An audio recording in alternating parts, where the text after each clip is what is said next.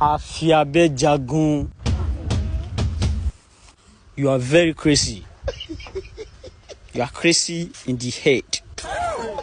So you pay Afiabe Jagun. You don't know the proper. What did you say? Proper reply. Tell you for me. You're supposed to say present, sir.